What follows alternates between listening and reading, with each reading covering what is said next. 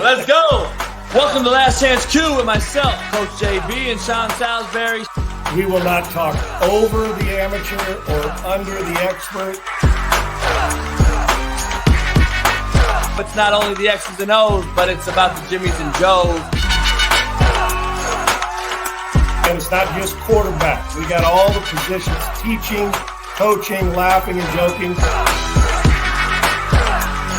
We're using football terminology so we can get through this faster than we don't want to use these long terms, Coach. We got quick verbiage to get to the point. Last Chance Q with the great, legendary Sean Salisbury. Yes, sir. Welcome in to another edition, another install, another breakdown. Last Chance Q. Sean Salisbury and I dive into this Super Bowl 57, I believe it was. I'm not sure. I think it was. I don't really care what number the shit is. Sean will be joining us here shortly. This show is brought to you by CanadipsCBD.com. I just got a bunch of new shit in. You guys got to check it out. White Widow, Northern Lights, the cleanest, freshest dip you can make. Cherry pie. You got to check that out. You guys all like cherry pie. And then last but not least, Pineapple Express. I'm going to check that out tonight during the show. CanadipsCBD.com. Use the promo code CoachJB, all caps, get you 20% off. Tell them I sent you.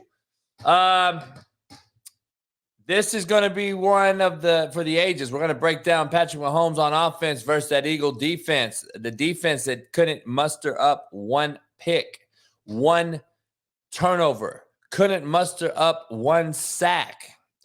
Is it because of the sod god? We're going to break that down. We're going to get into the sod god and see what's up with him. And then we're going to get into the footing of that field. Did you guys know the sod god is a Kansas City Chief lifer? But I just listened to the Kelsey brothers podcast before this show, and they kind of made light of it. They actually liked it. They wanted the adversity. The Kelseys have an old school soul to them, though. It's a little different. They got a little old school in them, and I love it. I love the old school Kelsey's soul. I love how they don't give a fuck. They don't make excuses. They show up to work. They don't miss games. They grind. Old school, man. Love the mom. Love the dad. Love the two podcasts. Love the show they do. It's a good one. I like it. Pound the like button. Subscribe. Become a member if you're not one. We got Bitch Made Cats in here already. Got to get rid of them. Shane Bailey's in the house. Bree Black, as always. Bree Black's a loyal mammal. I'm gonna tell you, Bree, birthday girl. So you know, shout out to Bree in the house. Give Bree a shout out. It's her birthday. You know, she's a loyal fan. If you're not a member of the Slap Nation Discord, make sure you head on over there and check it out. $2.99 a month. You can buy Starbucks. I just got some Starbucks, by the way. They should be a new sponsor. But head on over to Canadips. Head on over to betonline.ag. Use the promo code BELIEVE, BLEAV. I'm just now making my bet on the Lakers game tonight. I'm doing the Lakers. I'm going to do Lakers playing the Pelicans. I'm going to take LeBron's got to play. You know why? Because the All-Star game's this weekend. And he ain't going to just be able to show up to the All-Star game and miss a bunch of games, and then they're going to talk shit. By the way, when he broke the record that night, he had 36 points through three quarters. He scored 2 in the fourth, and they lost. Every single record he's accomplished, they lost the game. And you guys think he's the GOAT. Kobe didn't lose when he broke a record. Jordan never lost when he broke a record. It's fucking ironic. Mediocrity is the new excellence. Unbelievable. Unbelievable.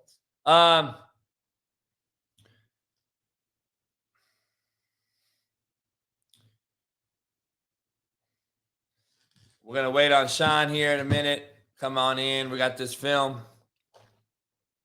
We got this Eagles front seven who couldn't muster up a sack. We got the Kansas City Chiefs offense, Andy Reid. Eric Bieniemy.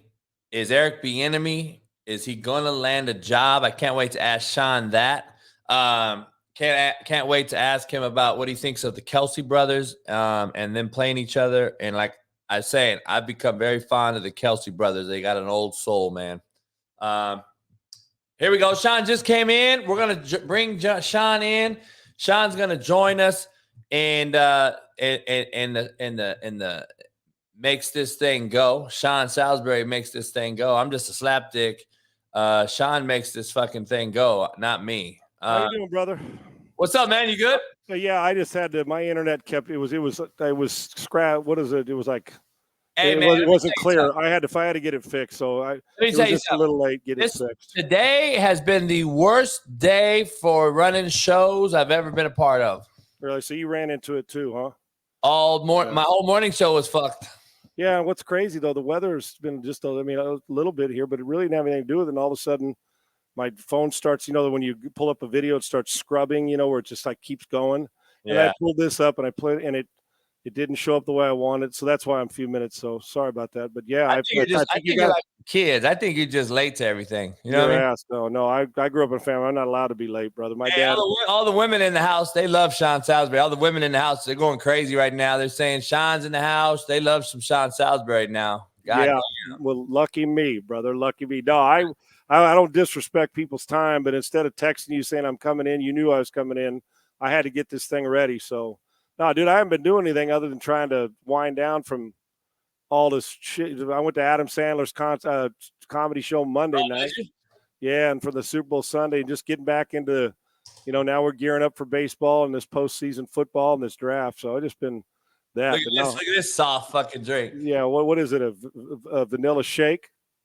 Hey, that's what you are. You're that guy who goes and gets coffee, and I say, give me black coffee, and you say, no, I'll take a shake. If you want a milkshake, motherfucker, go to McDonald's, okay?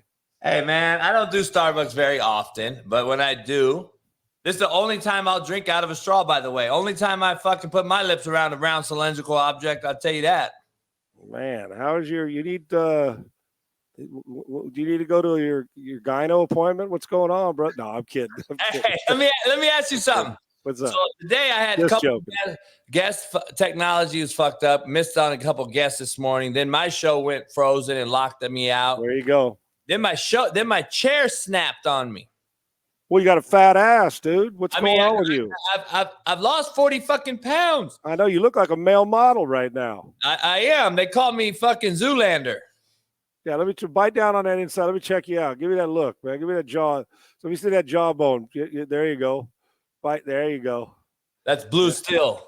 That is the blue steel move, isn't it? Is that who is that? What's my guy's name? Who's that actor? Ben Stiller. Yeah, Ben Stiller. That's right. Ben Stiller is unbelievable, man. Blue fucking steel. Yeah, you gotta suck those lips in. You know what it's like. Yeah, I don't suck lips in. You know it's like sucking those lips in. Get the fuck out of here. I don't suck fucking lips in. You motherfucker. Man, this is unbelievable, man. Hey, man, I haven't seen you in about a week. I know you've been bullshitting. Sending out menus like you're like a red card. What was this, a post-Grammy Award dinner you were throwing? Shit. Unbelievable spread I put together. Let me tell you. How many people do you have show up for that damn thing? About 20. So, the vittles, dude, it was enough for me to think, get on a plane on Super Bowl morning and just fly my ass out there. You should have. But, you handed that thing out like I walked into a 5-star. Hell yeah. I guess. Yeah, I'm sitting there thinking, damn, this guy got this. We got appetizers. He's damn near telling people what fork to use. You had one of those with like 8 forks. The smallest one for your shrimp cocktail. I hear you, man. Hey, do you hold your shrimp cocktail fork like this?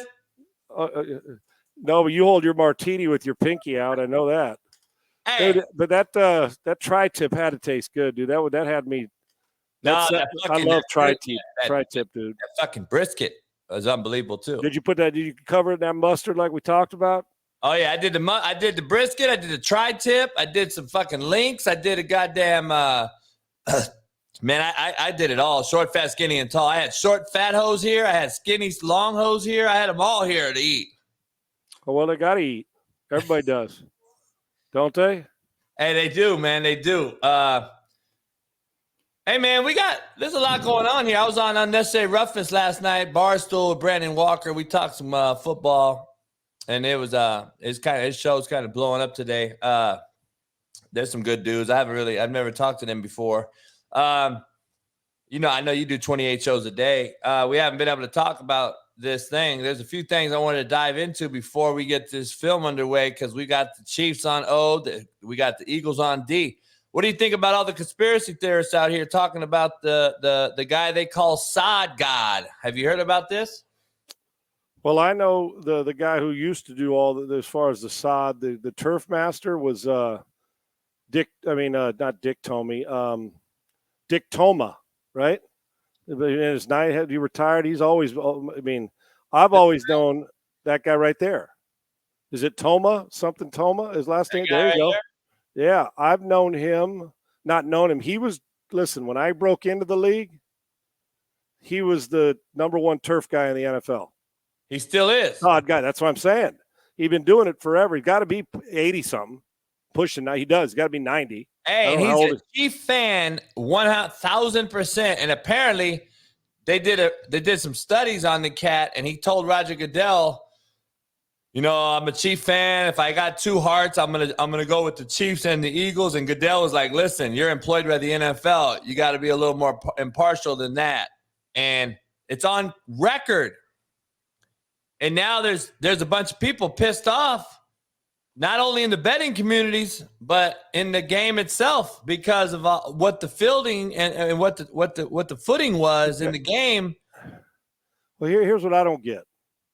Okay, first off, number one is, like I said, he's been the guru. He's like to turf what whoever the best gambling guy is in his thing, whoever the best who Denzel. He's like, he's like the guy, right?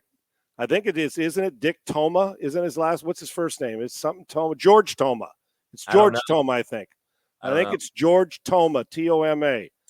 Dick Toma used to be. Remember, he was the Arizona coach. Remember, football coach years ago. Yeah, Dick Toma. Yeah. Yeah, and a Hawaii's coach. George Toma, I think, is his name. Toma. But he's been doing this thing. To hell, I've just known him as like you would know, like Jim Tunney, a referee. I mean, he was the man, right? And has been forever. Listen to this fun fact. He missed the year the Chiefs got blown out. He didn't do that game, and I guess he was sick. And then he did the game where they beat the Niners. Okay, well, let me ask you this. But when they say turf, everybody's got to play on the same turf. So how's it I don't know. Listen, I understand. I'll listen to conspiracies, and I know that but I can guarantee you, whoever's sweeping the basketball court at the Los Angeles Lakers court at the over there in Los Angeles at what are they calling it now? What's the name of their arena now? Staples? Yeah, is it still Staples? It is, right? Yeah. It's Staples. Whoever's sweeping it probably is a Laker fan, right? I would assume. I would think. I mean, we go to a national title game if it's outdoors, or at the Rose Bowl, it's grass. I don't know if the person, who knows, maybe they're a Pac-12 fan. Who the fuck knows? Yeah, I'm not into the Phil conspiracy. Right. My whole thing is, okay, so let's say he likes the Chiefs. He didn't referee the damn game. Right. He's a Chiefs fan. That's okay. We all are. I mean, shit. If the Raiders were in it, I'd be wanting the Raiders to win too, but I'm not going to bullshit on the turf and try to get somebody hurt. But didn't the Chiefs have to play the same field? Sure as hell didn't affect Jalen Hurts. He's the best player on the field on Sunday. Yeah. I'm just trying to figure out how is it an advantage. Let me ask you as a football guy that he knows didn't cut out a piece of turf and say, hey, here's the grass, Mahomes, when you scramble, put your foot on this piece.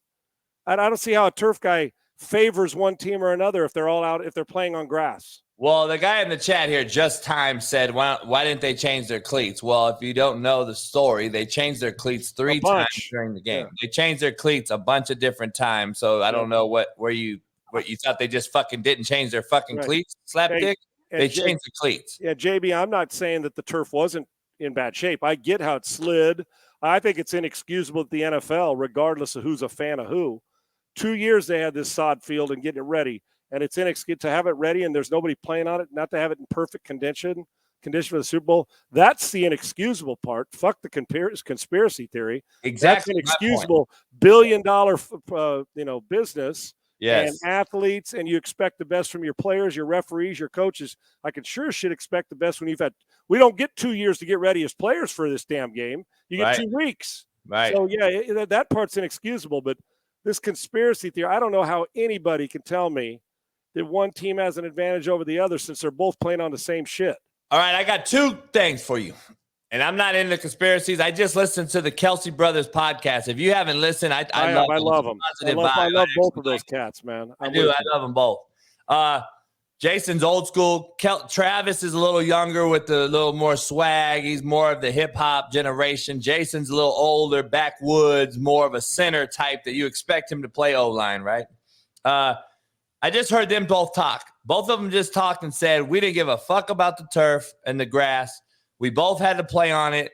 We actually like the worse condition, the better for us. We like the adversity. That's what I loved hearing about from those 2 cats. Yeah, because they're not making excuses for shit. Exactly. Now let me give you this excuse. I'm not going to give it an excuse. I'm going to ask you what you think. You're a coach. You played the position. You played at the highest level for a long time. If I'm a coach and a competitor, and there is this inclination out there, if me and you are coaching this game and we're on the sideline and clearly see that my team that had 78 fucking sacks on the season couldn't muster up 1 sack, and I see my defensive edge rusher slip and fall 1,000,000 fucking times in this ball game, I would be pretty pissed. And you got to, as pass rushers, the number 1 issue, as we know, is what? Bad turf, grass, wet grass, rain. We want to negate the pass rush. Well, it was negated, and I've been watching the game all day. Sean, I'm going to tell you, these motherfuckers could not get up the football field, man. And do you put any weight to that? Do I believe that you need footing, that the best place to affect the defense is an edge rusher when he's on? Yeah, I do believe the turf, bad grass slows down a pass rush. There's no doubt. There's no. And Chris Jones didn't get anywhere near the quarterback either, did he? No, none of them did. Okay, so I get it. You're exactly right.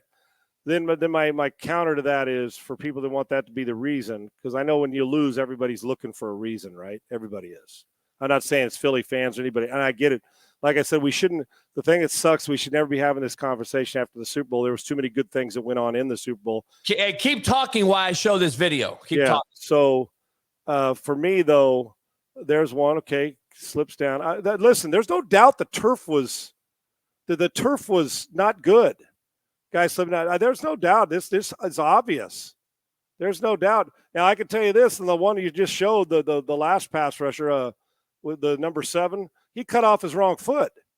He's cutting off his inside instead of his outside. That's not on the turf. That's called you cutting off the wrong foot, man. We tell receivers all the time, you can't be cutting off the wrong foot. You're going to end up your ass on the grass, and it happens. But, yes, I do I think that it was a problem? Hell, yeah, I think it was a problem, the turf. Do I think it was a conspiracy to favor the Chiefs? Well, hell, they could use some speed because they lost Tyreek Hill. The conspiracy didn't slow Jalen Hurts from getting on the edge for 70 yards and throwing for 3+. I mean, but yes, there is absolutely no doubt the turf was shitty.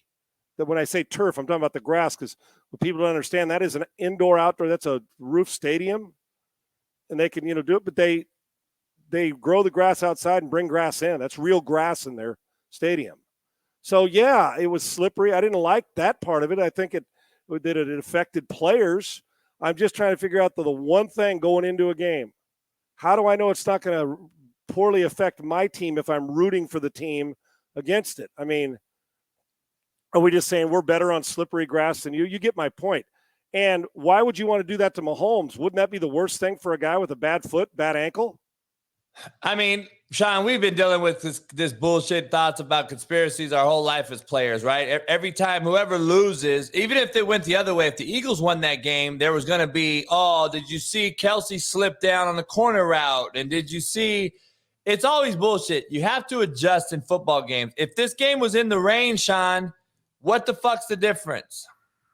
There's no difference. There isn't. I'm going to tell you, a buddy of mine – named Louis, he does the Iowa Hawkeyes field. He used to do the Rams field here in LA. He used to do a bunch of college football fields and NFL fields for a long, long time during the season. His company does. I talked to him today. He's an older man now. He told me that field, he said, I don't know about putting too much stock into the entire part of the turf and the sod, but he said there was entirely too much paint on that field. That I believe. Yeah. That is a bad problem to have in a game of that magnitude. The sweat and the moisture that starts, you get, and then people start, and then you slip like crazy on it. It's like, you know, you don't see on a cake. Right. Or think about this too, JB. Like I just got, 9 months ago, I got my driveway. I put like on my driveway, I changed the coloring, so they basically they stamped it, right? Like a concrete stamping, but it's really glazed and smooth. And when humidity hits and you go out there in the morning, I mean, if you're not careful, you'll slide and you'll be right on your ass until it starts. My dogs slip in my backyard all the time when I epoxy that bitch. So in truth, yeah, and that's what I did. There's some epoxy, and same thing with your garage floor, right? When you do that in your garage. I think we've probably given the conspiracy theory entirely too much time. But I get the argument, but I don't see how it favored one team over the other. If it screwed your edge rusher up, it screwed up Frank Clark and I didn't have a dog in this fight, dude. We were just picking games. If screws and Hurts handled it like a pro, and I love the Kelsey's approach. So bottom line is one team's wearing a ring and one isn't, and there's going to be some off-season stuff. The Eagles losing 2 coordinators and 20 guys that are free agents, and Jalen Hurts is proven. And I know I probably like him a little more. I don't think there's no jury out on Jalen Hurts anymore, in my opinion. Jalen Hurts is going to get $50 million a year, and he's going to win a lot of games. He's not going to ever be the purest passer in the league, but he'll find ways to beat you. And you don't have to be the purest passer in the league to win championships. I was on Whitlock yesterday. He asked me that question, I want to pose it to you. I'm not too far off from you. I'm not a true believer quite yet because I just want to see him be more consistent. Here's my question to you, and I think you'll agree to at least the question. You may not agree to the answer. They got 10 unrestricted free agents that started in that football game yesterday. They got to sign this cat to a long-term deal. He wants a long-term deal. He's on the end of his rookie contract. They could either tag his ass or they can sign his ass, right? He's going into his 4th year, correct? He just finished his 3rd year. Okay. So, and remember, what people have to understand, you're like, well, that's 2 years early. No. It's only first-round quarterbacks that get the 5th year. He's not a first-round quarterback. So if you remember, he was taken in the 2nd round by the Eagles. So this is his walk year coming up. This is the last year of his rookie contract. Yeah, good point. So my question to you is, you're an owner, you're a GM, you're a coach for that matter. You got Jason Kelsey could walk away from this thing. He could come back. You got 10 other starters in that game that are unrestricted. You know, when you go to the Super Bowl, cats want more money to come back. So do you think this kid Hurts in 3 or 4 years is only going to – let me ask you, is he going to be good enough to beat you and win you a Super Bowl with his arm? Because you know, as I know, Lamar Jackson's deteriorating with his feet in front of our very eyes. He's still elite. He's still a freak, but he's not going 90 anymore. He's going 70 now. Next year, he'll go 50. He's losing a step every single year because of just the rigor and the bang and the constant grind. Jalen Hurts has to be good enough with his arm and I'm asking Sean Salisbury as the owner of the Eagles right now. You got to say, okay, this guy can win me a Super Bowl with his arm because his feet fell us. Or are we banking on this cat to score 3 touchdowns a game in every playoff game going forward for 4 years to give him $200 million? I just can't go with that yet. I got to see him improve a little better with his arm consistently. There's just not going to be. You just lost your OC too, Sean, who made a run game for you. Now you got to replace him. I don't know if I'm there yet. I want to see him play another year, and I got to put all my eggs in one basket like they've done with all these other quarterbacks that have really bit them in the ass. Kyler Murray in Arizona, Lamar Jackson, Watson in Cleveland just bit them in the ass for at least the first year. Are they going to get an investment on their return? I don't know. The Eagles have a serious issue here because I believe they're waiting to see what Baltimore does. Yeah, both of them, regardless, if neither one of them sign long-term deals, both are getting franchised the next year. For now, it's this year. It's for Lamar. At the end of this year, it will be for Jalen Hurts. Here's how I feel: his arm sure looked good enough and consistent enough in this last game to do it. His touchdowns, short runs, and I know his running ability opens up things throwing. And I also have the Do I ever think Jalen Hurts is going to be as pure in the pocket as Joe Burrow? No, I don't, but I don't think he has to. Now, you're right. Every year that goes by, I'm hoping that every year that goes by, the next coordinator, they get to a point of smart where they say 15 or 16 designed runs is not the way we want to do this. And I tell people all the time, if you're a smart runner and he scrambles out and goes makes a play, I took far more hits in the pocket than I ever did out of the pocket. Now, I'm not as elusive as those guys, but learning how to run smarter, we're okay. I got 9 yards in the second quarter. I'm not going to take on a strong safety and a middle linebacker. I'll slide here and live to play another down unless it's 4th and 9. In the fourth quarter, we're down 6, and I got to run through somebody. The difference also between Lamar and him and Jalen Hurts, Lamar, and Kyler Murray, is this kid's a big, thick, lower-bodied kid. I'm just telling you, he's different. Now, the hits add up anyway. They're going to add up to Josh Allen. They're going to add up. They're not going to be able to live for the next dozen years doing this.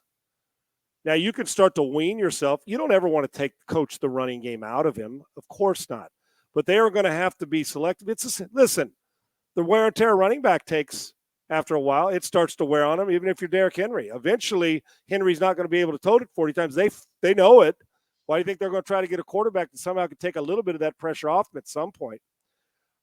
When I say I'm sold on Jalen Hurts, I'm not leasing right now. I would give him – he's going to get paid. Now, my thing is I'm not saying you, JB, but if there's people that, I want to see more. So if he repeats next year what he did this year and finishes second in the MVP, is that enough?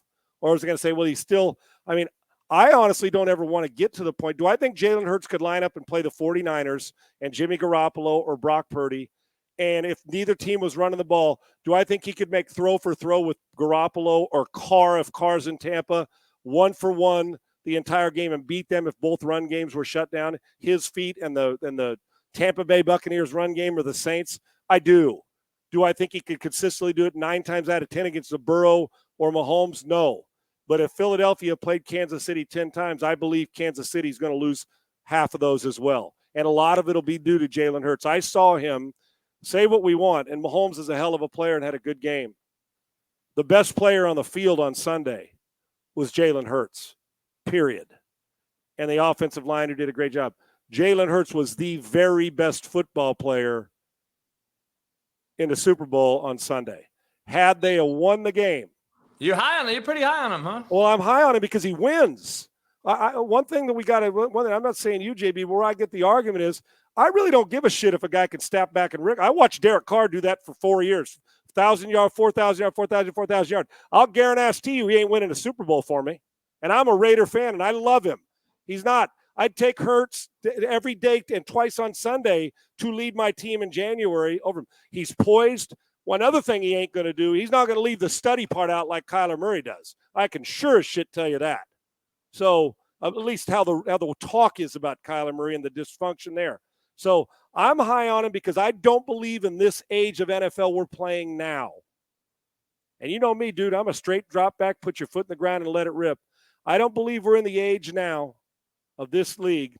I always believe that if you can't throw it from the pocket, you're never winning a Super Bowl. And it's bore itself out. Guys who throw from that position win. And then they extend. Mahomes can extend Hurts. It starts here and expands. It doesn't start out here and then come back in here. Always starts there. You throw from the hula hoop in the pocket, and then if you can evade the rush, buy time, throw off schedule, buy time with your feet like Mahomes did with the longest play from scrimmage in the Kansas City Chiefs game on offense was 26 yards, and it was Mahomes running it. How many times? We never hear that when it comes to a Kansas City Chiefs. You can skin the cat more than one way. Now, back when I was playing JB, what we saw, do I like the prettiness of a guy dropping back and throwing it? He's not going to have to get into out-throw somebody 17 times a year. He's just not going to have to. But I tell you what, from the time I saw him as a freshman at Alabama, his first game in person playing against Southern Cal to now, quantum leaps. You know how I feel. I've told you. I got to get better mechanics. If you'll get the ball out quick, there's some things that still need a fixing. But shit, how many Super Bowls Josh Allen been in? Herbert?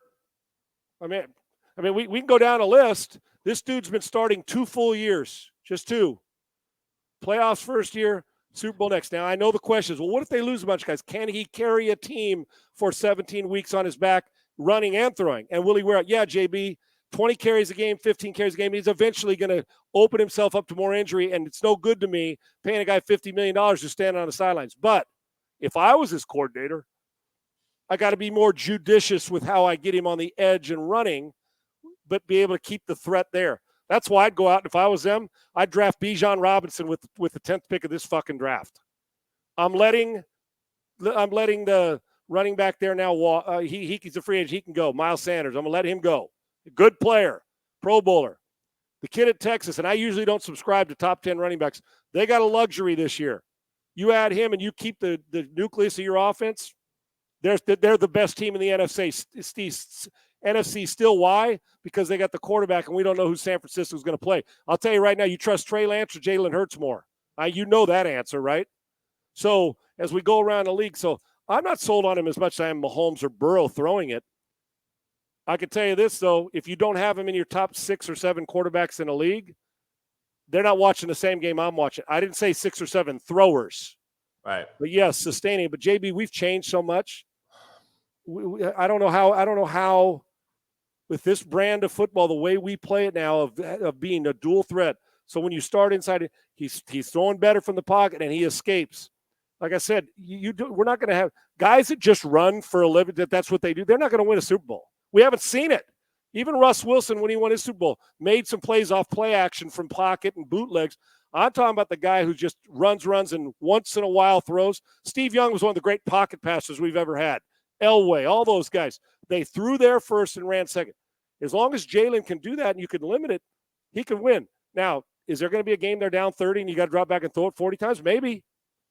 But I don't think you have to do that every week. And in the brand of football we're playing now, with the way it's changed, the days of, unless you are super like Burrow, and he's still got movement, the days of a guy who drops back 3 steps, 5 steps, 7 steps, takes a hitch and throws it, and that's all he can do, those days are damn near over, man. And unless it's cyclical and we go back, it changes back. But right now, if you can't do both, you're going to get left behind. And all 4 of the guys that are picking in this draft have that type of skill in the first round. Stroud's not a pure runner, but he showed against Georgia that he can run a little bit. So I'm probably higher on him than you are, but I think I see a different poise in him than I do in most quarterbacks in this league. I can win a championship with Jalen Hurts, and I would be willing to bet you anything that he will win one before he's done. I believe he's got that moxie.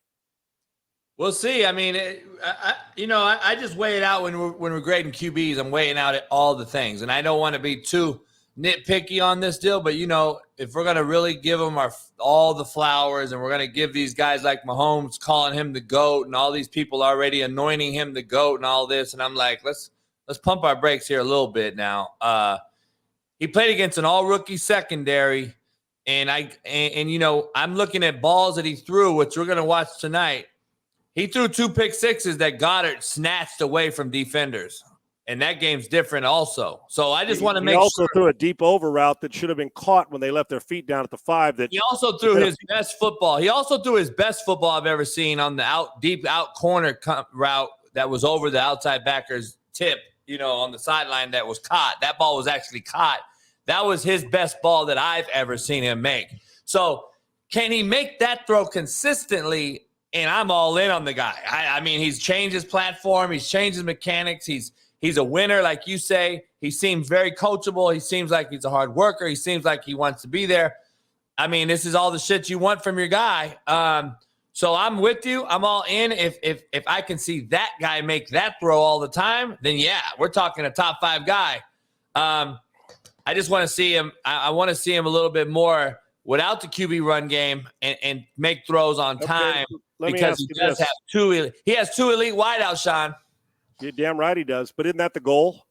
Montana had 2 elite wideouts. Brady had at one point, I mean, over his career, Brady didn't. But I'm saying that's my point, though. Yes. Those quarterbacks made those guys shine.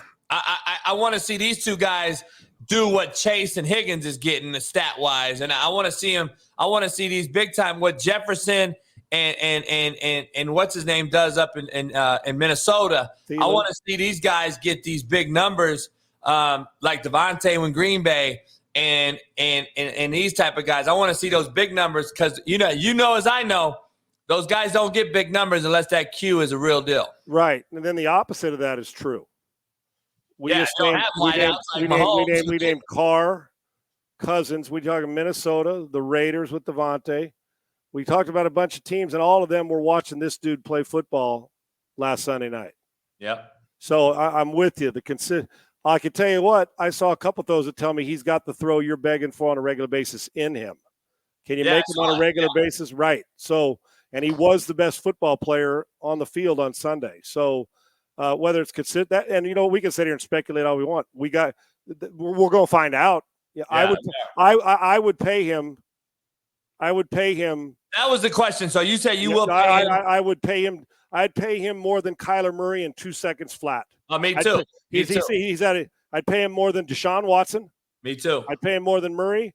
And while Jackson's been an MVP at this stage of their career, I actually think that Hurts is every bit as good. Well, you can do more with Hurts, in my opinion. Yeah, and he's a little more fit. And I love Lamar Jackson's dynamic plays-making skills. There's a poise about Jalen Hurts that I like above all those guys. But I would take Jalen Hurts over, and Kyler's making $200 million. Listen, here's my opinion. I think that I'd pay him $47 to $50 million, and I'd guarantee 80% of it or what have you. The difference in guaranteed, you're going to be a little worried about will the injury step in because they run it so much. I get it. But he'd better – listen, he should blow by Kyler Murray and Deshaun Watson. I mean, hell, those guys been in the league. Those guys been in the league, and this dude's already in a – he wasn't a first-round pick. So I like him. I'm a fan, and I think people are going to learn to love him. I do. And I say in the Cincinnati, and you and I have Burrow. If he's not 1, he's not 3. He's in the top 3 for both of us. If Jalen Hurts is playing in Cincinnati and has those receivers and that offensive line, do the Cincinnati Bengals beat the Kansas City Chiefs because he steps out of trouble as opposed to getting sacked? And Joe Burrow is pretty elusive in the pocket, but Jalen's more elusive because he runs more, right? So the question is, while we're saying, well, these elite receivers, they may not be as gaudy as stats, but wouldn't they have had just as big a chance to beat Kansas City with Hurts doing that? And then the bottom line after all this, Mahomes still wins, going 21-27, 3 touchdowns, protected the ball, made the simple play. Not a ton of off-platform shit, made the simple play, and then the big run, protect the ball. And I know we're going to get into this tape. There was a brilliant play call by Andy Reid on the touchdown to the right that was open in the flat. The way they changed their motion will shock some people because it was something I guarantee they studied. And when we get a look at that, hopefully we have it. I don't know if we do. If not today, another time. But it was a brilliant play call, hence why those 2 guys in the flat were wide open for Mahomes to make easy throws. Nah, no doubt. Before we watch this film, I got to ask you, the quarterback sneak. I don't know if you got to see Richard Sherman, kid that I got to coach and coach his older brother as well. That went to Boise, Compton native. To me, he's the top 10 corner of all time, in my opinion, just because of the length and the cerebral intuition that the kid had as an offensive player his whole life going over to defense. Remember, people don't remember he caught a winning touchdown to beat Pete Carroll at Stanford as a wideout. Did you get to hear his podcast? Sherman's? He talked. I only hear excerpts of it once in a while. I don't hear all of it very often. He talked about a QB sneak, the QB sneak. And here's a little graphic here. The NFL needs to look into banning quarterback sneaks this offseason. We're quarterbacks, and we call it like it is. We hate the pussy rules. Can't hit the quarterback. You can't do that. We both hate that rule. We believe we should be able to get hit. We do want to protect our guys, but we also want to play the gladiator sport it used to be when we grew up. Now, he was talking about this being abolished because of what it is. And it is aiding and abetting. I mean, there is some pieces to this that I don't like. I don't like the advantage of pushing a guy and all this. But what he brought up, Sean, was the fact that we're protecting the quarterback. We're changing the rules. We're worried about tackles, horse collars, and etc. But we got guys diving over the top to stop this play. And they're hitting these quarterbacks in the face and the neck and the sternum and all these different things. And then the quarterback's getting pushed from the backside. And he's like, you're going to see a major catastrophe any moment now. And you're allowing 3 or 4 guys. Not only do we allow it, Sean, we allow motion. We get motion a guy full speed and he just fucking pushes him in the back. I mean, to me, it's kind of pussy. I'm not really a fan of it. What do you think? I always hated the quarterback sneak anyway because guys were getting clean shot. When I played, they could hit the crown of the helmet. They were taking clean shots on your head all the time. The quarterback, I'd rather be out in the open and take a guy on than the quarterback sneaks. You couldn't protect you. They say protect yourself. We're in a fucking box stuff. Yeah, and you're worried about the football more than anything and pushing forward and driving. Guys used to fly. I took some of my biggest hits on a helmet to the head during a quarterback sneak. I'll tell you what, Richard Sherman's onto something. Because we're so full of shit in the NFL about we want our players to protect them, yet we'll play them in a game Sunday night and then they got to play next Thursday. And we wonder, oh, yeah, but we care about them. No, you care about the money that goes with having your stars on the field and in hopes that they're always protected. Now, they want to change all these other rules about a normal tackle. The defense is always hosed, and I'm an offensive guy. I'm telling you what is going to happen is you're going to get resistance on the inside. And you're going to get, irresistible force, immovable object type of thing. And you're going to get a tight end and a fullback and a lineman who lines up in the backfield, pushing him from behind. His knees are going to go on the ground. Somebody's going to push him back, and his leg's going to shred, or both of them. Or your back. I'm just telling you, it's going to happen. Or your back. Right, the lower back, the lower lumbar situation. And you're going to have to be a yoga expert to do it. We're because we just assume because what is the defense going to do to counter that?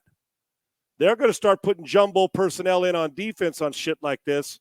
They're big defense, and they're going to come and do the same thing. Well, their linebackers pushing, their defensive tackles pushing, and you got 2 340-pounders back to back, and so basically it's a tug of war. And at some point in time, the quarterback's going to lose footing.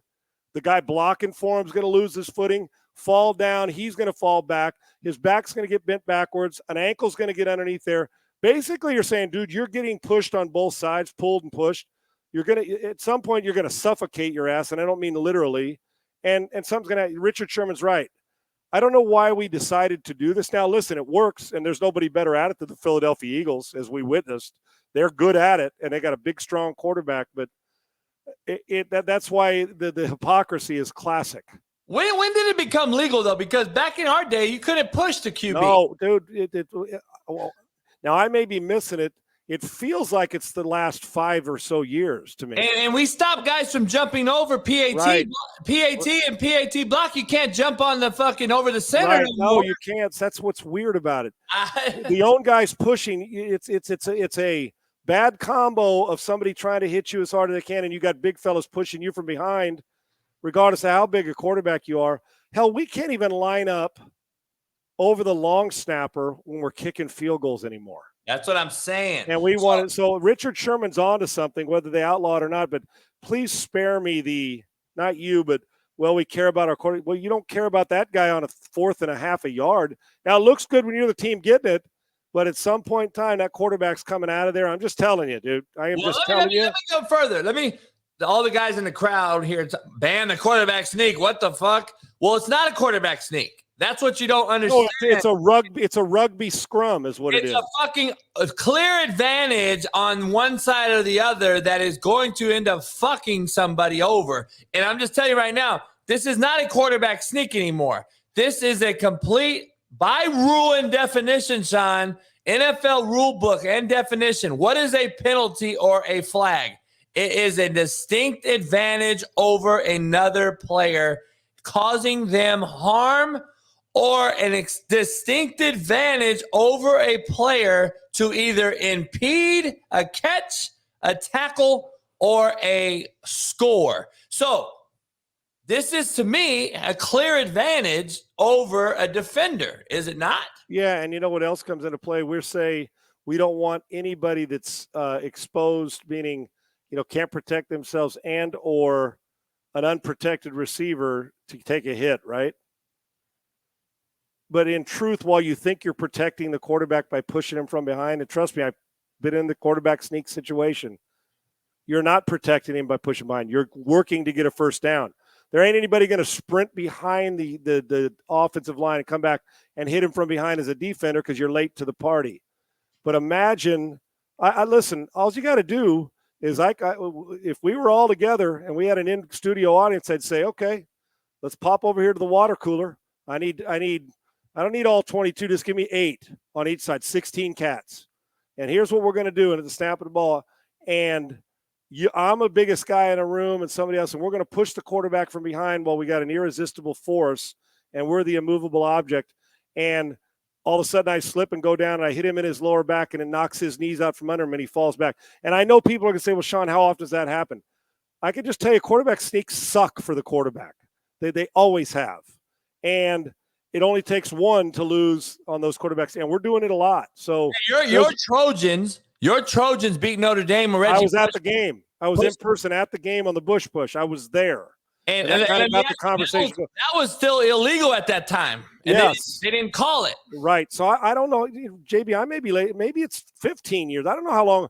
I just can't remember as many times over the last 2 or 3 years. I don't remember 8 years ago us talking about Peyton Manning getting pushed into the line of scrimmage. Maybe I'm crazy. You know what I mean? Let me ask you this. Can I line up at safety at 12 yards and time the snap and fucking blow the center up full go? I guess you could. I'm talking about on a special team. Oh, no. You can't touch him. I mean, what's the difference? You can't touch him on a punt. You can't touch him on an extra point. I'm just saying that should be allowed then, in my opinion, if the offense can do this. Of course. And it's not even just the rule of being able to get an advantage on the first down. You really are putting your quarterback in harm's way. I'm just telling you are. So, hey, Sean, let me ask you something. You just broke it down. I'm pushing you. I got Travis Kelce and my fucking backup left guard I put in the game at fullback to push me. And then Fletcher Cox blows my center up, just so be it. And I get hit in the back knee because I slip in the Super Bowl with 1,000 gallons of paint on the field. And Kelce comes in high and hits you in the chest. Hits me in my neck and snaps my fucking back in half. What happens then? Yeah. Just picture a power clean and you can't hold the weight on the way up and it falls back behind your head. That's about what and a dude's sitting there about to run you over. Listen, and you and I are anything but soft. Fuck, I think we have too many rules to protect football players. I do. I'm just going by the way the NFL's telling us they want to protect players. And why the hell are you allowing this to happen? Yeah, it's all bullshit. Yeah. So forget the advantage is one thing too, JB. You're exactly right. It's the quarterback. We see it so many times, so often.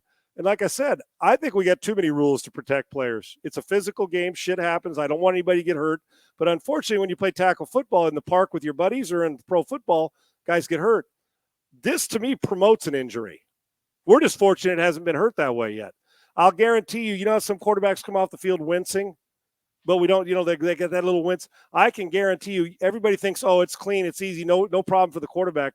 I got news for you. It's no fun, as I've said before. And that was when you had to do it without a push. Now it's push. And those guys can't hear you when you say, okay, first down. They're going to push until that whistle blows 3 times in their ear. So Hey, before we move on, Richard Sherman's onto something. Yeah. You and I fucking we don't shut the fuck up. So we're already almost an hour into this fucking thing. We haven't even shown a snap. Let me ask you something. You're a baseball guy. I'm not. I like it. I like it in October. What in the fuck is this? Is this real shit? I think the bases are 3 inches larger on Each side. I ripped this today. I think it's a save the old head and rules change. It's bullshit. I want to see the statistic that tells me, and they say it's, injuries. I want to see I want to see this. Babe Ruth. We weren't worried about it then. Why are we worried about it now? It's been, if we're going to change things, why? I understand if you want to change, get the pitcher on the mound and quit jacking around with the rosin bag and get your ass on the mound and pitch. Pitch clock, I'm all for. Or the Nomar Garciaparra, who I loved. I'm a Red Sox guy. In and out of the freaking batter's box, adjusting your batting gloves for 40 seconds. Get your bitch ass in the – I'm not calling him a bitch. I'm calling whoever. If it was me, get my bitch ass in the batter's box and fix those batting gloves and get up and put a clock on them too. I mean, we've gotten to the point – do you realize you can't even – if you throw the ball over to first base twice because Ricky Henderson's there, do you realize you can't throw it a third time? I'm not sure though. Yeah. Is that not the strategy of this game that we've been watching for 100,000 years? Like, isn't it like, let's play cat and mouse with you? If you want your shot, go ahead. Yes, and they want to encourage more stealing, they say, like in the minors. Well, let me just tell you, first of all, and save the injuries. A bigger bag, there's more space to land on. Do you know how many times the guy gets jumped up when the guy comes off first base and lands on him, that he actually literally gets stepped on his ankle? How many times a year it's going to happen? Not very many. So please save this, the injury stuff. And if you're coming at me about injuries in baseball, the fuck out of here. Okay? I'm going to tell you right now, Sean, I say within 10 years, all 4 bases are going to be home plate bases in the ground. Yeah, but how do you slide and hold on to the bag? You're not going to. It's going to be electronic. You're going to have a fucking electronic goddamn thing that you touched it or you stayed on it. Watch. It's going to, because I don't understand the safer thing. If a base is off the ground, how many bad catastrophic ankles have we seen snapped? That's the deal. You're going to get more injuries sliding into the base of the bag than you are going by it and the guy steps on it. And listen, if you go by it and you hit it on an angle and you twist your ankle a little bit, the worst ones come when you jam your hands into the bag or jam your foot into the bag. But the size of the bag just gives you more place to jam it, okay? And then you tell me, well, we want to speed up games. Come again? You gave me bigger bases for more offense. Hell, you're going to be able to lead off first base by 45 feet and still have your left foot on the friggin' bag, okay? Halfway to first base, or to second base. So wait a minute. Do you know the average baseball game was like 3 hours and 3 minutes last year? Yeah. Okay, you want to speed up. Do you really give a shit if you go to a game in truth, JB? If it's 3 hours and 3 minutes or 3 hours, 1 minute and 30 seconds? In truth. Not if I'm at the game, no. Right, you're not going to go to 3 hours. It's not going to get down to 2 hours and 27 minutes because we changed the size of a bag. And here's another thing. You say you want to speed it up. What do larger bases encourage? More steals, more. What do else they encourage? You get to the base quicker. There's more room for you to be safe, right? Because your hand's going to touch sooner with 3 more inches coming to you. Can I get a 42-inch bat now then? Right, exactly. And put pine tar up around the barrel so I can use that too. And then, so you're promoting more offense. What do longer innings mean? More time. What does more time mean? More runs. And if more runs or longer innings. And then by the time, so what? You maybe add 30 seconds. I just, the thought that we're changing the intent, it's a friggin' clown show. If you're like, well, you know what? Let's just do this. I got a great idea. Sean, it's everywhere. It's football, baseball, basketball, everything. Yeah, so we started with this it's COVID. My favorite. Hey, listen, we're going to put a runner on second in extra innings during COVID. So the game doesn't linger on. We want to get an advantage. The guy never has to earn it. And we're still going to do that now. Pass this as if this is, you get a free runner. Guy's pitching a gem, but I'm going to give you a free runner at second base, which I think the rule's horse shit too. But we did that during COVID. Well, we want to be safer because, apparently the virus knew it was 7 o'clock and 10:30 at night because, we had to do that. But now that we got that nonsense out of the way, we're still putting runners on second in extra innings and giving them a free go of it because a $40 million player can't play an extra hour because he might be tired for his 3 o'clock wake-up call the next day for a 7 o'clock game. I'm not saying this is on the players, but sports change rules just to change them. They do. They change rules just to change them. We didn't need a bigger bag. It makes it look like the Ringling Brothers and Barnum and Bailey circus. It is awful. It's no need. And can we just keep something? It's not old head. It's not, oh, you're a boomer. No. If you're telling me that the only reason you're doing it, you want more runs so the average fan who doesn't watch is going to watch more because there's more runs, I'll buy into that a little bit, but the average fan's not going to sustain you. It's the baseball fan that is. Hey, Sean, we're going to wait. We're going to take 7 minutes, though, of this game you want to speed up to pat down the pitcher after the game, after the inning, to make sure he don't have no fucking what is he going to have on him? Some scum, some snot, some fucking piss? Yeah, you know what? You can sell me on certain rule changes. Let's get up and pitch and not stand in the batter's box forever. I get that. But to change the bases, I've felt baseball in 1975 with the Big Red Machine was pretty good when they had normal bases. I thought it was pretty good last year when Aaron Judge won the MVP and guys were winning. The Astros win the World Series. I don't have any idea why it doesn't even. It makes me look like are we really like we're experimenting with like you know how when you have minor league baseball they do all the fun things with them. What's next? We're gonna have a mascot run the bases for you? Get the fuck out of here! I hate it. I love baseball. I cannot stand this new look of the bases. I cannot stand it. Oh, it's fucking feminine, man. All right, Sean, here we go. We got the Chiefs on offense, the Eagles on defense. I got a stat for you. 38% of the football plays ran, the Eagles slipped or fell on defense. All right? We're not going to use the excuse of the field. We're going to break down the true science of the game. Sean already pointed out, some of these defensive ends are rushing up the field on their inside foot. Some of these guys are pass setting incorrectly. Orlando Brown Jr. fucking dominated the line of scrimmage on offense, and Andy Reid flat out schemed an inexperienced defensive coordinator, and I'm going to break that down for you right here. Sean and I are going to disappear from the screen, and you'll be able to hear us both. Sean, you're good? Yep. All right, here we go. We got the Eagles went right down and scored, Sean, and it looked like, holy shit, this could be an ugly one. This guy, number 15, is pretty good, though, to bring you back into it, isn't he? Not bad. Yeah, so we get a diamond front here, which is a diamond front, meaning it's a 5-man down lineman and a linebacker in the box, all right? I call it a diamond box. And we said last week, JB, and over the last weeks, that this is what you were going to see.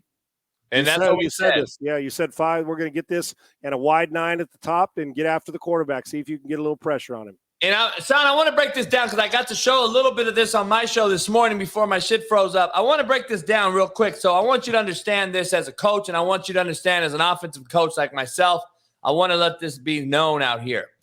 The 2-5 wide 9 techniques out here, these guys, they're in 2-point stance 1,000% of the game, every game. So Andy Reid took this into consideration. Him and Bieniemy went in and game planned this and said, all right, Sean, as you know, as I know, a lot of the novice fans may not know, if I'm in a 2-point stance, that means there's 2 things I can do. I can speed rush off the edge, which they do, or I can drop into coverage. But I cannot do multiple things like these guys can with their hand in the ground. That means they can run a line game, they can run a stunt, they can run multiple different things inside. These 2 cats out here, this is all they can do. And Andy Reid took full advantage of these 2 outside rush guys, knowing they're either going to drop or come up the edge. And with a light box, knowing that these linebackers right here all game long and the safeties were 5, 6, 7 yards deep, there was no concern for a lot of pressure. They did not blitz the house a lot. They didn't do a lot of things. They played coverage, which we said that's going to get killed if they don't mug Travis Kelce at the line of scrimmage. And the Eagles were so badly outcoached, and it was a bad look for a guy who just got his first head coaching job and a guy that got bypassed in Eric Bieniemy. That's a whole nother show. Sean and I will touch on that later. But I just wanted to tell you about the outside rush guys and how Andy Reid took full advantage of it. Yeah, where's Kelsey? Will you show them real quick? He's right here on the edge here. How many guys are over him, JB? Let me. Nobody. That pass rusher's coming regardless. That's Travis Kelce in blue. Yeah, there's Kelsey. The guy at the top's not covering him. He's rushing. So if Kelsey's getting – look at this. Nobody touches him. They're handing off, but nobody would have touched him until he's 5 yards down the field. Yep. The exact thing we said you can't do. And he listen, he was efficient. 6 catches, 6 targets, 80 yards or whatever it was. If you run after the catch, I don't this philosophy to me. Oh, Sean, well, we'll catch him at 5. I don't get it, dude. And he listen, they've done a great job defensively the whole year. But I don't understand.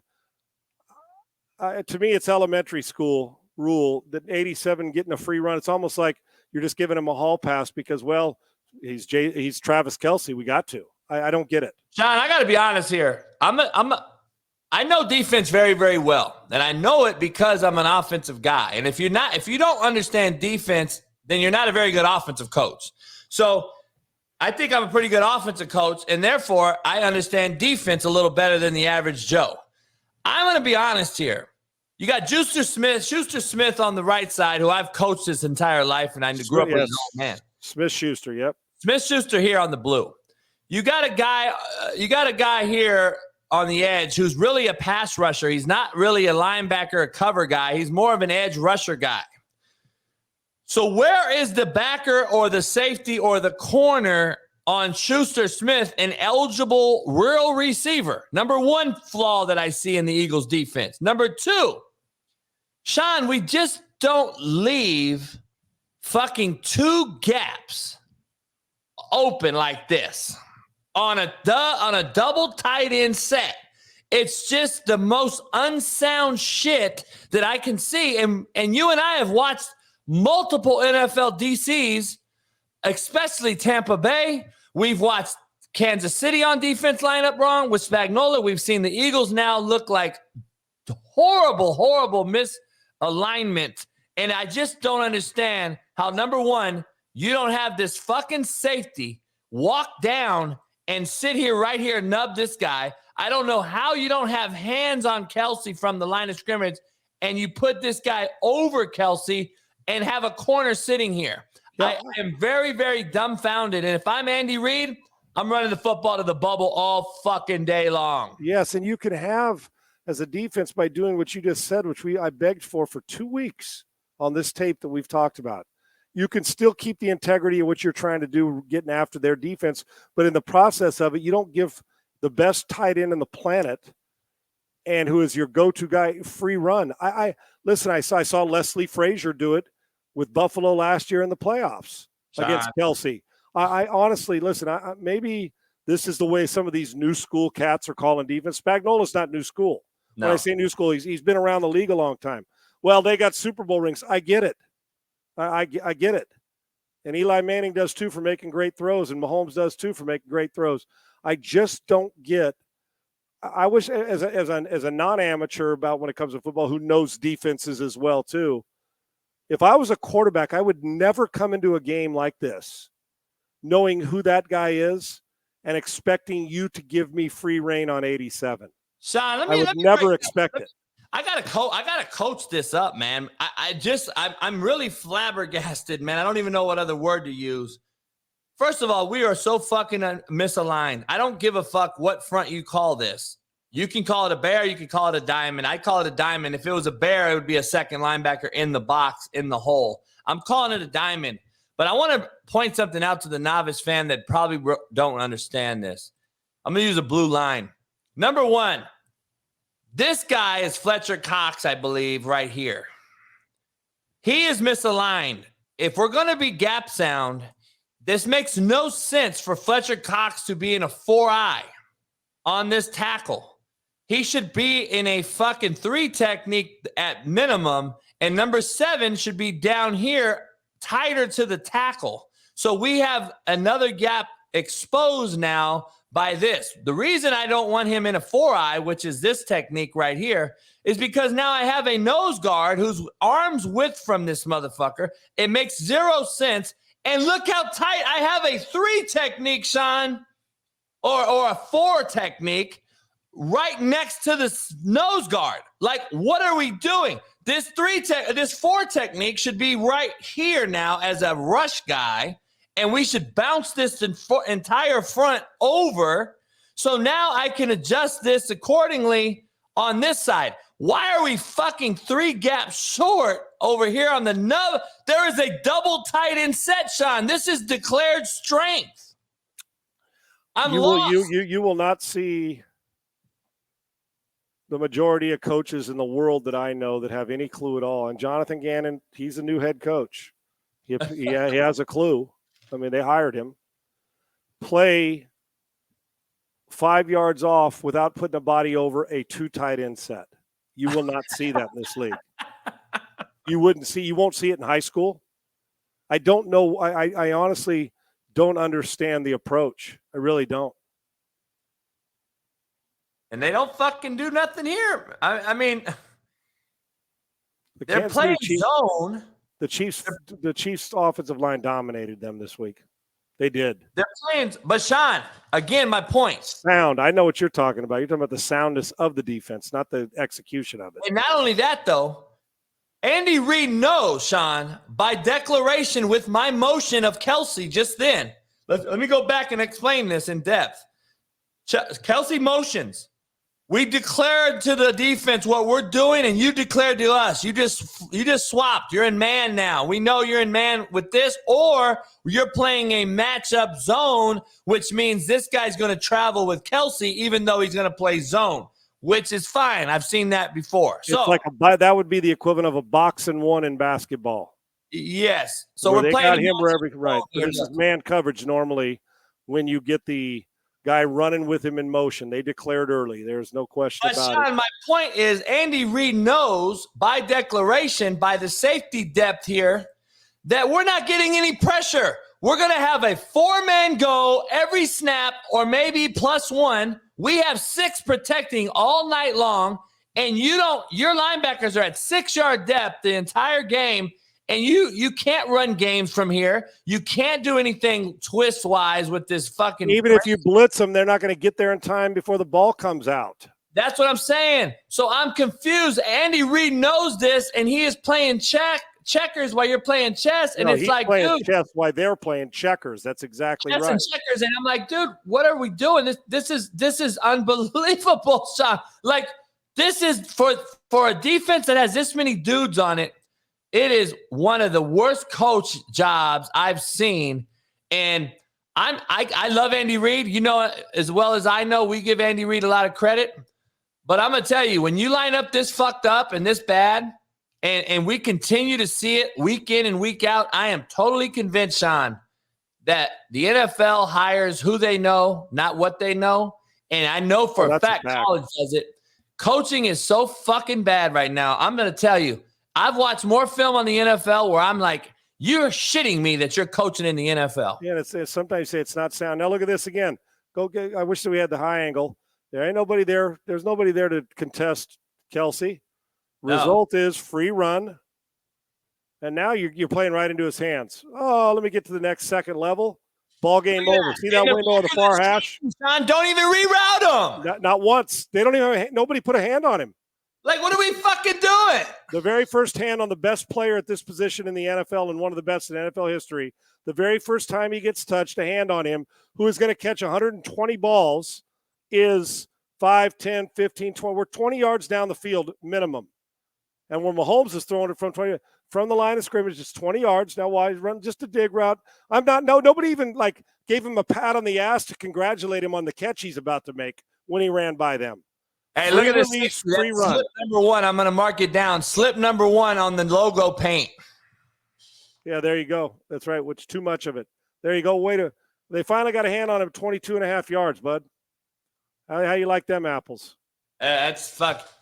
I am fucking blown away by the front. And now you have your rusher, Sean. You got your fucking rusher. I broke this down earlier. They're going to run turn back protection so everybody understands. They're going to block this way. Everybody's going to turn this thing back, and then they're going to have a guy sitting out here to block the edge, and we're going to sprint out to the right. And we know in coverage, right? This linebacker, Sean, is sitting here at 5. He ain't coming. And we know that we have a guy now in a 2-point stance that is only going to rush or what? Drop. And now you're taking your best speed rusher and fucking dropping him into coverage, Sean. Andy Reid's dick is hard at this point. Look at this shit here. And look at, he's in no man's land. What? You gotta be shitting me. Look, and with Hassan Reddick's used to coming downhill, not playing flat-footed. I mean, he didn't know, do I rush? Am I in space?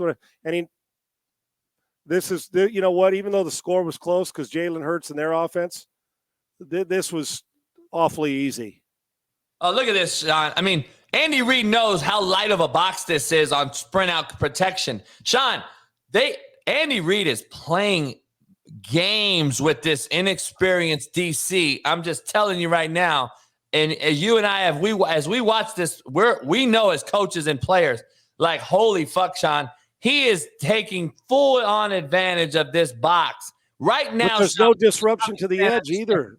Reddick, I mean, this is just a free run for Mahomes. Look at this, Sean. Novice fan don't understand. We got a tight end in the game or a bigger body receiver that we're going to reduce the formation. We're going to put him tighter, okay? Because we know your 9 technique out here is either going to rush up the field a million miles away from my quarterback, which doesn't mean nothing to me, or I can block him with another tight end, and you're not going to add anyone to the box, Sean. Right. And then look at this guy, Sean. I got 83 here. So I have another edge protector, and you have not done anything on defense to make me spread you out. And not only that, you're talking about on the left there, 88, that run. It's a dead sprint, Mahomes. You're not going to from that edge. You're not going to chase him down from there. Even if you were, look at that, and they're just standing at the line of scrimmage. Look at this. I mean, Sean, and Reddick's in between. He doesn't really know what to do. Here's that putting putting Hassan Reddick in coverage would be the equivalent of telling Chris Jones to go drop in coverage when we need a sack. That's just not his strength. This is track stance. Holy shit, Sean. He is taking full advantage of this young D coordinator who just got a head coaching job, which blows my fucking mind. All right, here we go. Coaching 101 this week. Remember I told you about this cat this week, Pacheco? That dude's a monster. Great. We're going to get motion, Sean. We're going to get man motion. Andy Reid wants to know what coverage you're in. So here's the deal. Mahomes is checking. If this guy don't motion with this motion, we're going to run an RPO scheme. If he motions, we're going to hand the ball to a light box because we got numbers to the left. Now we get man. The Philadelphia Eagles don't do any adjusting, and we have numbers to this side. Look at this shit here. I mean, you got to be shitting me on defense, man. This is unbelievably bad. Look at the safeties all the way misaligned. You got a man guy on the motion, and now you're a hat short in the run game. And the guy going in motion doesn't even realize that the guy's handed the ball off. And that's a grown-ass man running the football now.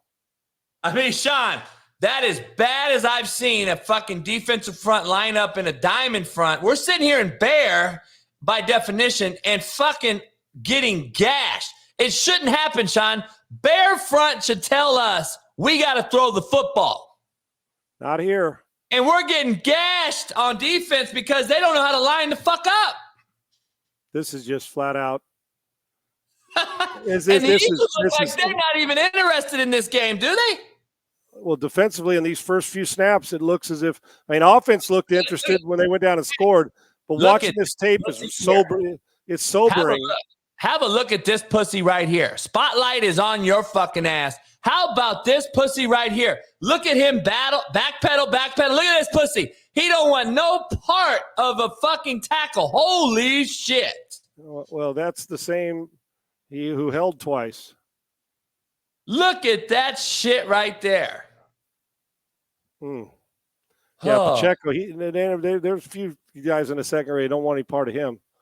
I was actually surprised at the lack of scheme soundness in the game. And then when you rewatch it like this, JB, it's sobering. Because I hold Philadelphia's defense in high regard, but it just goes to show you how much coaching matters.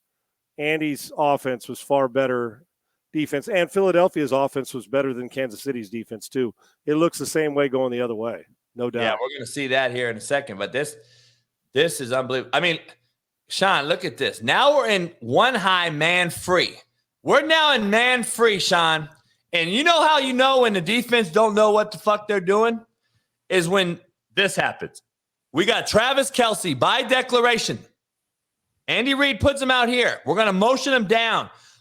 By design, we want to see what they do. Is this corner going to come down or is this safety going to come down? We want to know. But guess what they do, Sean? The fucking too high safety comes down late and he's going to now you don't have any reroute. You have no type of fucking hands on him. And now you're going to get gash city'd by the best tight end in football. And I'm sitting here like, you shitting me. Look, again, free release.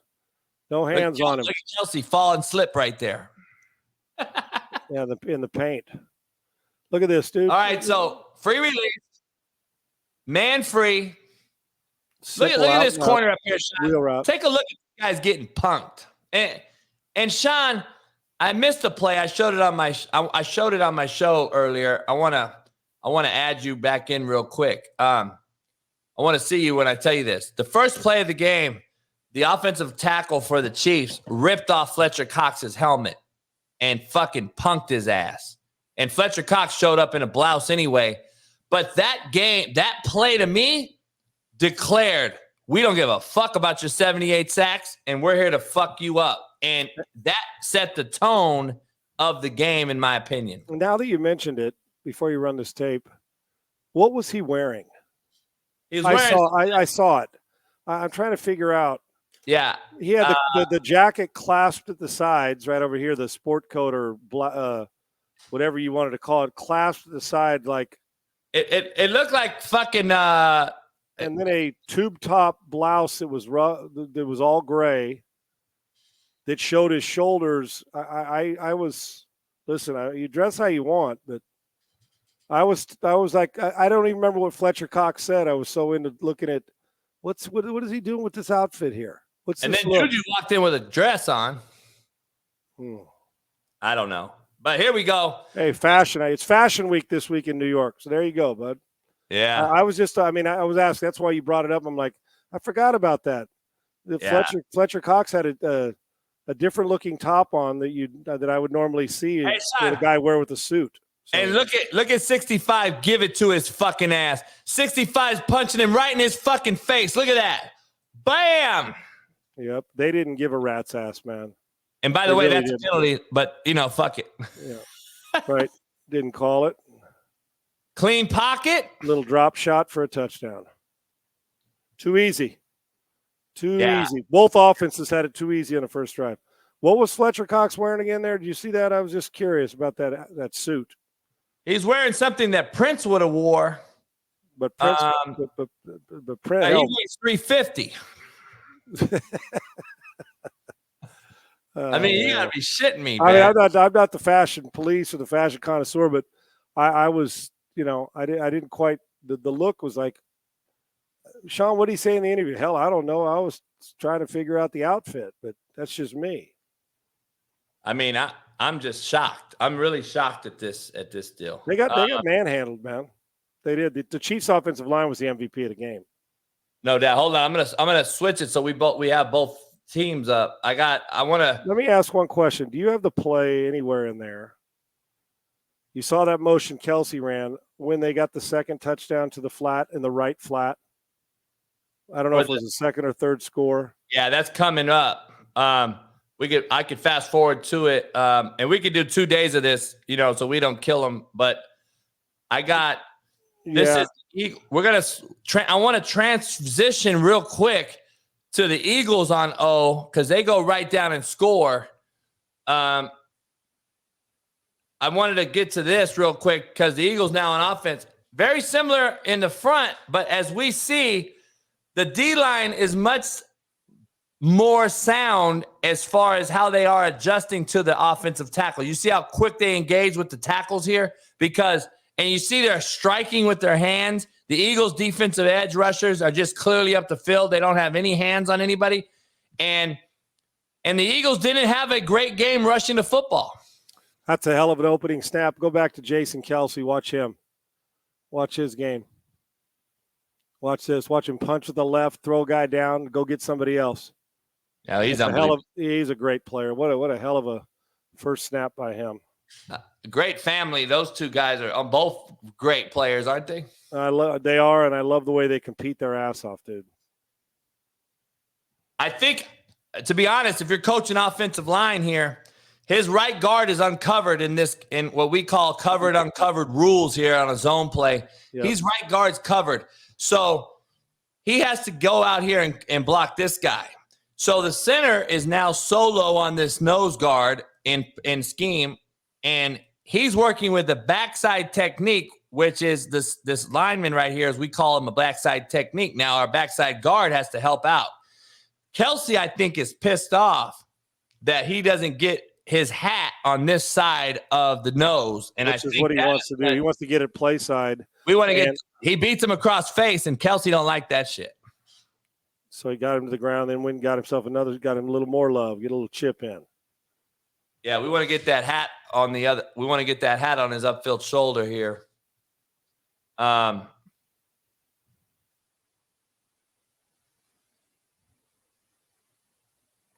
Little empty set. Devontae Smith will take advantage of this right here, right now. They brought the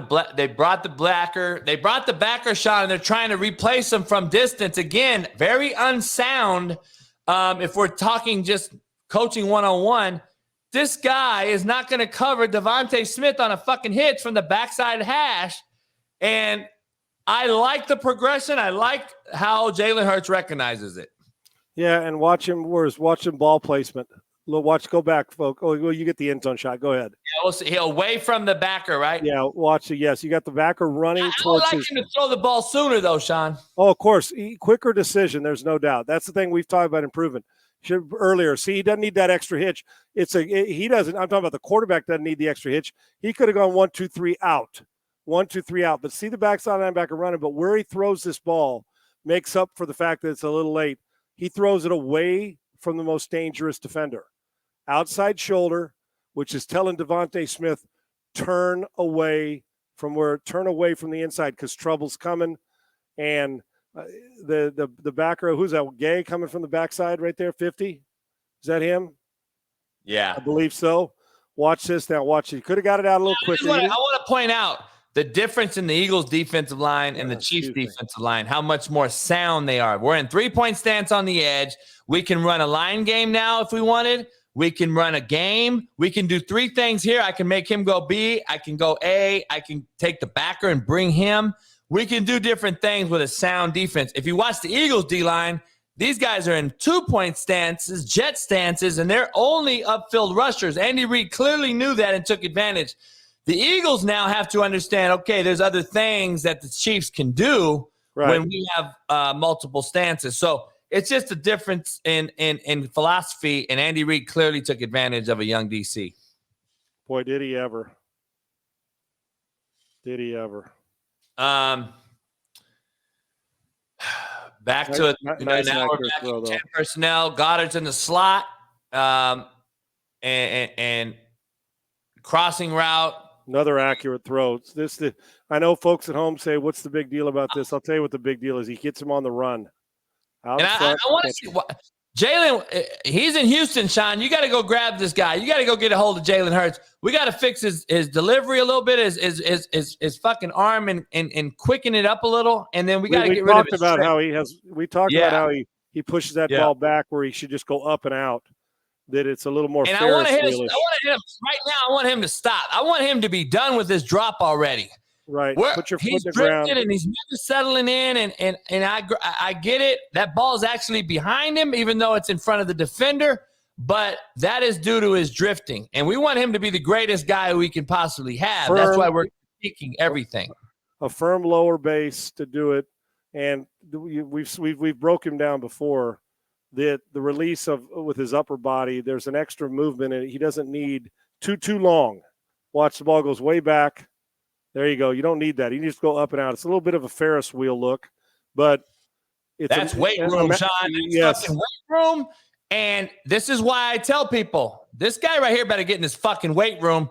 And not only is it a weight room thing, Sean, it is a statement that Chiefs made in the first quarter that we are here and we are going to hit you in the mouth on the O-line, on the defensive side of the ball.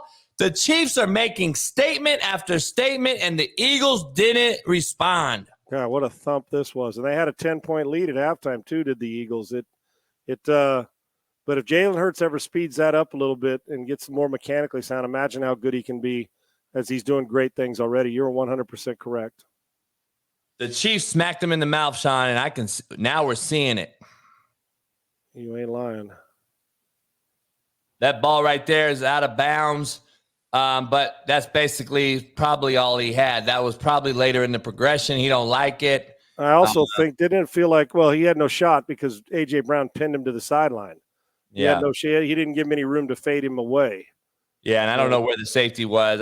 We don't need to break down an incompletion at this stage. But later on, though, he throws the ball to Devontae Smith. It should have been a touchdown. He caught it in bounds, but it was at the 3-yard line. That could have helped him out. If he would have scored on that play, it could have gave them more time at the end of the game. That's a play that people don't want to realize. We'll get to that maybe later this week. But we're going to break this down for a few weeks because we'll break this game down by quarter.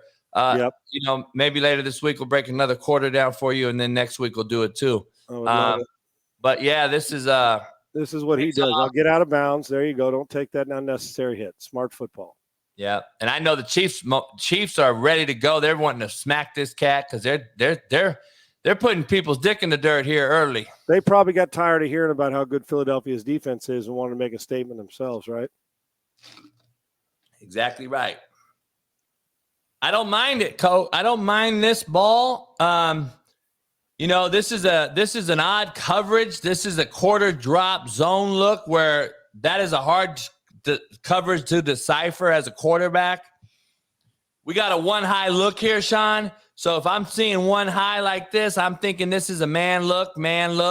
And then he's going to get over the top, which is an NFL Spagnola old school coverage that we haven't seen, in a long time. And then he's going to become a zone dropper right in this area, which is going to confuse Jalen Hurts. And luckily it's to a big body guy who boxed this guy out and got the catch. If he recognized it earlier, JB, with that, you know what I would like to see? I would have liked to seen him ball come out early, but almost turn it into a comeback from the inside slot where he brings him down the stem a little more. See how he's flattened, when Goddard comes out of this. Freeze. If I could get him working back towards the top of the zero, even if he doesn't get there towards that, that's where I'd like to get him working in Jalen. But if you anticipate and throw him, but that is a tough read and a very accurate throw to protect him with the football. If he holds it another split second, that ball gets broken up. So he took an extra hitch trying to figure it out, but makes a good, accurate throw. Good for him. Yeah. Goddard saved him a few times this game. Sure did. Good player, underrated football player. He is. I don't call that a save right there, but here we go. A little double option look. This a little double or a little double. Yeah, I believe it's double RPO. He has the option here. He can give the football based on the DN, so it's a triple option look. He could throw the stick route right here or the flat route right there. He has triple option, or he can run. So this is a all-inclusive football play, and it gives Jalen Hurts full autonomy here on what he can do. See, another thing I don't like. Something that you can't. It's a hard play to defend if you're not ready for it. And I like this OC. This OC became the head coach for the Colts yesterday. Yep. He's not going to have Jalen Hurts, at least not yet. So, I'm curious to see what he does in Indianapolis, but I like the kid. I like his system. This is very similar to what I run on offense, and I really do like what he's doing here. So people don't realize real quick, this is an arc release. So you understand, this is an arc release get out by this nub tight end wing player. We're running an inside stick by the slot, and then we're floating a guy over to hook this end or get to the flat. We can do multiple things with him, and we're going to read the defensive end all in one play so we can hand the football off to the back if we like it. So this is triple option with full autonomy in the system is football that I love because that's what I run. And you get a guy, a playmaker, the ball, and that's what happened. You know, it turned out great, but I would have, on the initial, the way it turned out, but I would have, once Devontae Smith, once I sat down, I would have kept working inside and reset in the second window. But I would have come on the right there, see where he is? Now, it worked out, but I mean, if he'd have just taken 2 yards inside and shown his numbers, he would have had a clear vision. But Jalen Hurts, that you can't teach that. That's just being a football player. No doubt. No doubt. Here we go. Reduction. We got a reduced guy. So we got Smith reduced, tight like a tight end. We got reduction, Goddard. We got double tight end set over here, a tight bunt set. And I just, Sean, I'm still lost on defensive coordinators giving this space. I'm lost. I understand we're waiting for an outcut. I get it. This is waiting on an outcut because we're in a bunch set. Well, why can't you wait on the outcut 4 yards shallower? He's waiting for somebody to come out here. I understand why this guy's here, but goddamn, he is not a run stopper for me. And I got a safety on the goal line, which to me is unbelievable. What is he doing there that he can't do here? That's I don't know, and I don't know what the outside guy's doing that he can't do from 4 yards shallower. Like if I just talked about the safety being too deep, and what if he was up here, Sean? What if the safety was here? I mean, what if? The back at he hits the back 6 yards closer. Yeah, no question about it. Come up and thump him there, and now you greet him at 7 yards. He runs right through your ass to the 2. Like, what the fuck are we doing on defense in the NFL? I am fucking flabbergasted by defense, and I love Smag. I know Smag. He's a great. I do too. He's a hell of a coach.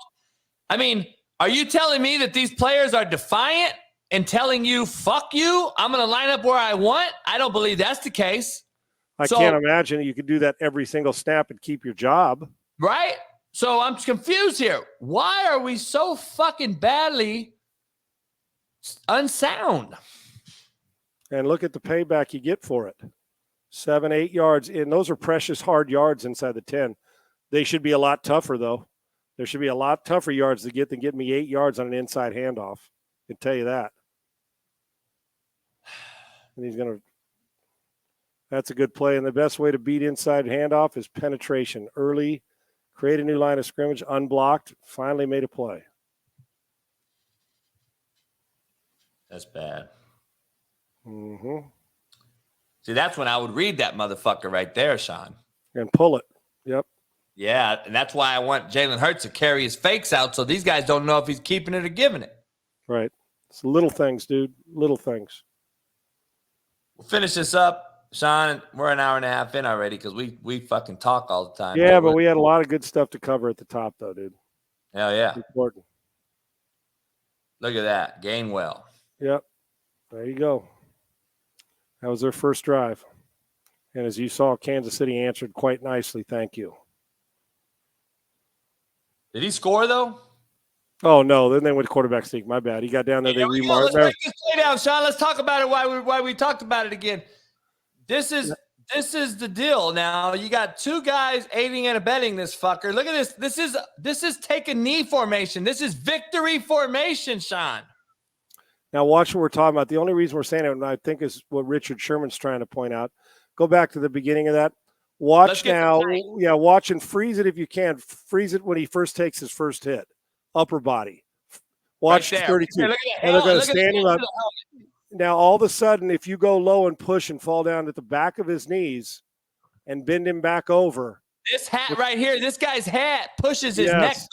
Yes, that's my point. And it's they're fighting against each other, and it is dangerous. And they probably like it because it looks good and everybody's talking about it, and nobody does it better than Philadelphia. But I sure as hell, and I like I said, rules are set up for the defense to have minimal opportunities. I understand why they do it. It looks good and you can score, but I also don't think if you're telling me you want to protect the quarterback sneaking that way, that is more dangerous than the original quarterback sneak.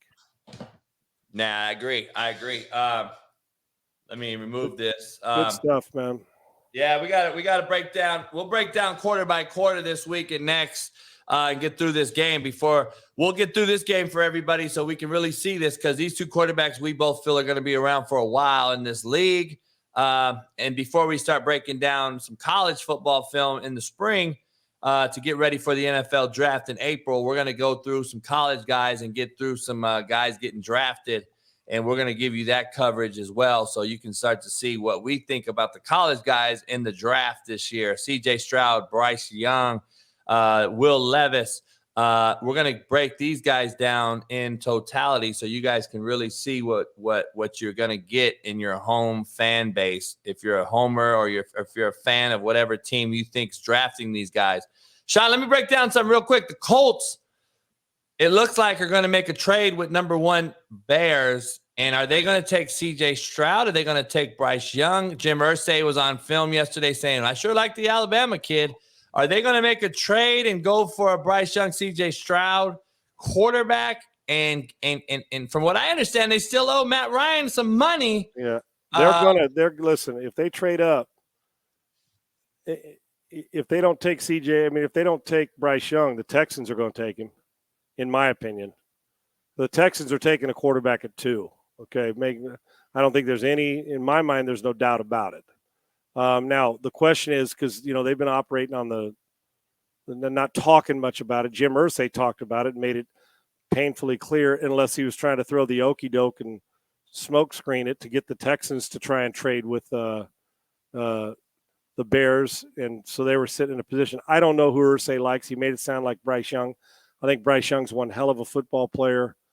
But the Texans need a game changer, franchise changer, program changing, meaning the franchise quarterback. So I would think that somebody's going to work to trade up. It depends on, and what's crazy, because the variant, some people there's some love Levis, some love Stroud, some love Young, and if you're playing it close to the vest and not talking about it, you may actually trade up and realize that the team that you're trading against, like the Texans, if you're the Colts, that you're going to get a guy that they didn't want anyway, that they wanted the guy that you had number 2 on your board, maybe number 1 on theirs. So you could be bidding against yourself. So I do believe somebody's going to try to get to the 1 slot.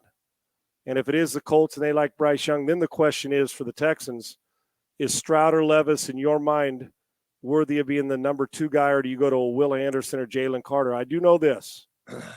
If you need a franchise quarterback and your franchise determines that the quarterback that you deemed a franchise quarterback is available, I don't care. You have to draft him, whether the fan base wanted a different guy or not.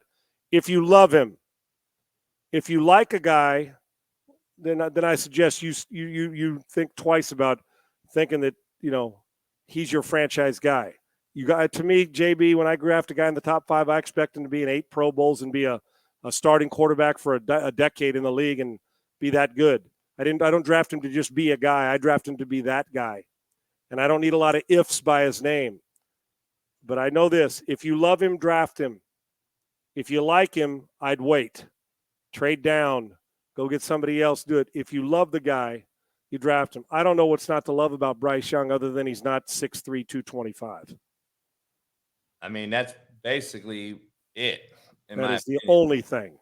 Yes, I agree. And so I don't know if Irsay loves Young like he basically stated, or if Nick Caserio and DeMeco Ryans love Bryce Young. He feels like he's the overwhelming favorite to be the first quarterback taken.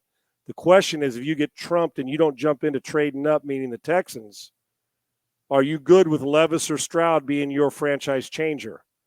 If not, you got number 2 and number 12. You either package 2 and 12 to get up.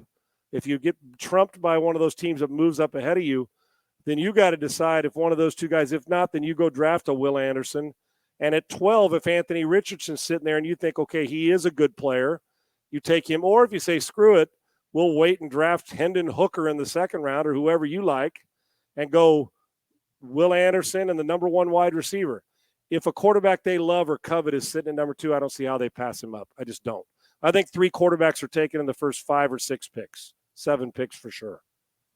Yeah, I agree. And I don't even think the quarterbacks are as good as we've seen in recent history. I like Bryce, I like CJ, but I'm so scared of the quarterbacks coming out of college now anymore.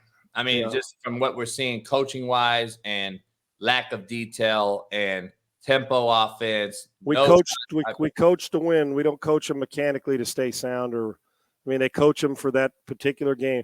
They don't care how you get it done. And if you're not getting it done, then they want to know why the mechanics aren't good. You get my point? You can pull it out of your ass if you're winning. But when you can't, no longer yank it out of your ass, then they want to know, well, what's going on? Instead of coaching mechanics. And just because you win doesn't mean you did it right. We saw that with Prescott against Tampa, right? And then the next week it showed that they got to get better. So to me, Bryce Young, he does everything you'd want in a quarterback. He seems like a great leader, a great kid. He's a productive guy. But does a diminutive, so when I say diminutive compared to the other three dudes that you're talking about in the first round, there is a major size difference in those four guys. Hey, let me ask you this. You like fat hoes with an F or fat hoes with a PH? I only know how to spell it with a PH. What happened to you, man? How about this one? You like everything going great? She got to run right into the side of the. There you go. Hit the side of that. Wow. There's a blown out back. You know what that is? That's a tailbone injury right there. John, that is my point to the quarterback sneak right there. That's why I showed that. And that's a great point because at some point in time, one's going to move and one's not. You feel me, dog? What happened to you, man? I just competing, man. That's all I'm doing. I'm taking one game at a time. I give 110%. Lord willing, everything will be fine. And I don't want to thank the academy. You know what I'm saying? That's all I want to do. Are you putting a dip in right now? I am. See, I got you, man. It's a weak ass. Canada dips is good shit, but I might go back to fucking old school Cope. Loose leaf fucking Copenhagen. Loose leaf, swallow one of that. Can you swallow your chew? I'm not a swallower, Sean. I'm more of a. You can't say swallow with a man, can you? Okay. Well, do you have a problem if you swallow? Will you throw up? Your chew, your juice. I don't know if I'll throw up. Sound right either. I'm not a weak little pussy bitch, so I don't know if I'll throw up if I drank my own fucking chew spit. But I don't think I like it. All right, Could you? No, hell no. I would never. I'll spit it. I don't chew it. I mean, I would never swallow my spit with a dip in. I would get a little. It happened to me the very first time I did Copenhagen. I swallowed a little piece of the loose leaf part of it, and about 5 minutes later, those beads of sweat coming down my forehead. Mad dash to the bathroom. I was at Southern Cal. Now Skull was fine, but the very first time I tried Copenhagen, I swallowed a little bit of it. 5 minutes later, dude, I threw up about 14 pounds of chow, man. It was nasty. Hey, everyone I've given dip to is always thrown up their first time. Skull was fine, but Copenhagen, very first time. Yeah, because I mean, you could swallow just a little bit and it set my stomach wrong. I think I've only had Copenhagen one time since then. So it was like, nah, this one. And I got an iron gut, but that was not for me, dude. Those beads of sweat that start to form, it's like, oh, hell no. Not for me. The California, a buddy of mine just sent me a message I wanted to share with you real quick. This is just starting to fucking get disgusting. We just talked about the fucking bases in baseball being bigger. California legislation just put in to ban youth tackle football again in California. Kevin McCarty, Assemblyman, Sacramento, is at it again. He wants to ban tackle football for children under 12. I mean, but it's okay to go to a fucking. I mean, I'm just over it, man. We're the softest fucking country. I honestly leave it this, Sean, because goddamn, we're fucking soft. I got to tell you, dude. I'm a California guy my whole life until the last 20 years, Texas.